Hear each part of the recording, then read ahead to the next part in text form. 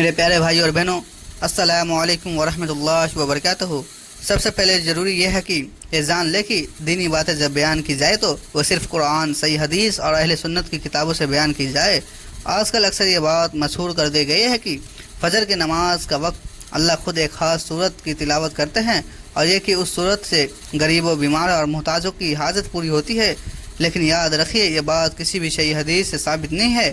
یہ اللہ تعالیٰ کی طرف من گرنتھ اور طور پر بیان کی گئی بات ہے، اور یہ بہت بڑا گناہ ہے کہ کوئی شخص اللہ یا اس کے رسول پر جھوٹے وعدے ڈالے۔ ہاں، یہ ضروری ہے کہ فجر کی نماز اور اس میں قرآن کی تلاوت کی فضیلت بہت بڑی ہے۔ قرآن میں اللہ تعالیٰ نے فرمایا، فجر کی تلاوت گواہی والی ہے، یعنی فجر کی نماز میں جو قرآن پڑھا جاتا ہے اس کے گواہ فرشتے ہوتے ہیں۔ رسول اللہ صلی اللہ علیہ وسلم نے فرمایا، جو شخص فجر کی نماز ادا کرتا ہے وہ اللہ کی حفاظت میں رہتا ہے۔ تو صحیح بات یہ ہے کہ فجر کی نماز اور اس کی تلاوت کا بہت بڑا اجر اور ثواب ہے، لیکن یہ کہنا ہے کہ اللہ خود کسی خاص صورت کی تلاوت کرتے ہیں غلط ہے، اس کا کوئی ثبوت نہیں ہے۔ نمبر 1، نماز فجر کی اہمیت۔ فجر کی نماز 5 وقت کی نمازوں میں سب سے پہلی نماز ہے۔ یہ دن کی شروعات میں ہوتی ہے۔ اس کا تعلق برکت، رحمت اور حفاظت سے ہے۔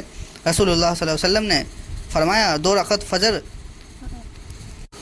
کی سنت دنیا اور اس میں موجود سب چیزوں سے بہتر ہے۔ سوچئے بھائیو، یہ صرف 2 رکعت سنت کی فضیلت ہے تو پھر فجر کی فرض نماز کا درجہ کیا ہوگا؟ امام غزالی رحمۃ اللہ علیہ اپنی کتابوں میں لکھتے ہیں کہ فجر کی نماز روشنی کا دروازہ ہے، جو اسے پابندی سے پڑھے اس کا دل نور سے بھر جاتا ہے۔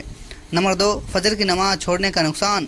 رسول اللہ صلی اللہ علیہ وسلم نے فرمایا، جو شخص فجر کی نماز چھوڑ دے ایسا ہے کہ اس نے اپنا پورا گھر جلا دیا ہو۔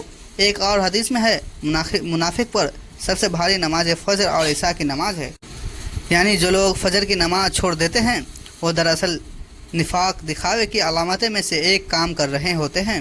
نمبر 3، صبح کے وقت کی برکتیں۔ صبح کا وقت بہت ہی مبارک ہوتا ہے۔ رسول اللہ صلی اللہ علیہ وسلم نے دعا کی، اے اللہ میری امت کے صبح کے وقت میں برکت عطا کر۔ اس لیے صحابہ صبح کاروبار شروع کر دیتے تھے اور اللہ تعالیٰ انہیں برکت دیتا تھا۔ نمبر 4، فجر کی نماز میں پڑھی جانے والی صورتیں۔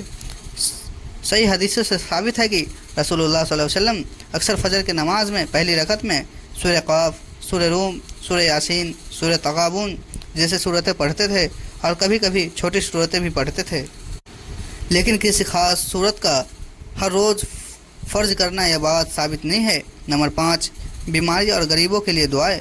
غریبوں اور بیماریوں کے لیے دعا میں قرآن میں دعائیں اور حدیث میں وظیفے موجود ہے۔ رسول اللہ صلی اللہ علیہ وسلم نے فرمایا، جو شخص صبح کے وقت میں اللہ پر بھروسہ کرتا ہے، اس کے سوا کوئی طاقت اور کوئی مددگار نہیں کہتا، اس کے لیے اللہ کافی ہو جاتا ہے۔ بیماروں کے لیے سورہ فاتحہ پڑھ کر دم کرنا یا دعائیں پڑھنا یہ صحیح اور ثابت طریقہ ہے۔ نمبر 6، غلط باتیں اور ان کا جواب۔ آج کل لوگ کہتے ہیں کہ اللہ خود سورت پڑھتے ہیں، فجر کی نماز میں فلاں سورت پڑھنا غریبی دور کر دیتا ہے۔ یاد رکھیے، یہ بات صحیح نہیں ہے۔ ہمارا کام ہے کہ جو صحیح حدیثوں میں ثابت ہو اسی پر عمل کرے۔ نمبر 7، واقعات اور مثالیں۔ نمبر 1، حضرت عمر رضی اللہ عنہ کی نماز میں فجر کی نماز میں لوگوں کو جمع کر کے تلاوت کرتے تھے تاکہ لوگ قرآن کی برکتیں سنیں۔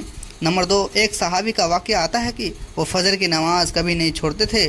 جب ان سے پوچھا گیا کہ کیوں، تو کہا، مجھے ڈر ہے کہ اگر میں نے اسے چھوڑ دیا تو میں اللہ کی حفاظت میں محروم ہو جاؤں گا۔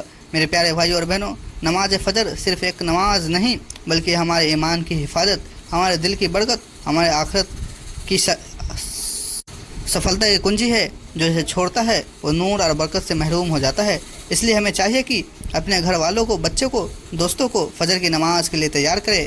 آخر میں سب مل کر دعا کرے، اے اللہ ہمیں فجر کی نماز کا پابند بنا، ہمیں قرآن کی تلاوت سے دلوں کا نور بخش، ہمیں غریب اور بیماریوں سے بچا، ہمیں اپنی حفاظت اور رحمت ملے، آمین۔ تو ناظرین، ملتے ہیں کل اگلی ویڈیو کے ساتھ، تب تک السلام علیکم ورحمۃ اللہ وبرکاتہ۔ خدا حافظ۔